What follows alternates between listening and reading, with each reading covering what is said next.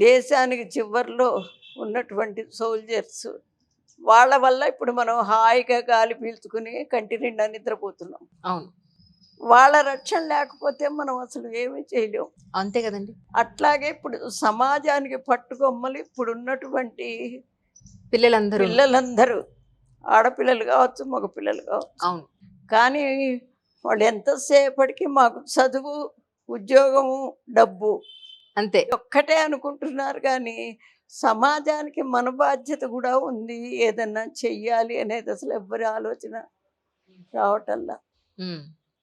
పెద్ద కష్టమేం కాదు. కానీ వాళ్ళు ఆలోచన చేస్తే ఫస్ట్ మొదటి నుంచే పిల్లల ముందు అబద్ధం చెప్పడం ఒకటి మానుకోవాలండి. అద్భుతం. ఎందుకంటే వాళ్ళు చేసే వాళ్ళ స్వేచ్ఛ కోసం తల్లిదండ్రులకి ఏదో అబద్ధం చెప్పి, ఏదో చెప్పి ఎక్కడ చూసినా ముందు అబద్ధం ముందొస్తోంది. ఆ అబద్ధం వల్ల మనకి ఎంత నష్టం అంటే, మనకే కాకుండా సమాజానికి కూడా నష్టమే. అవును.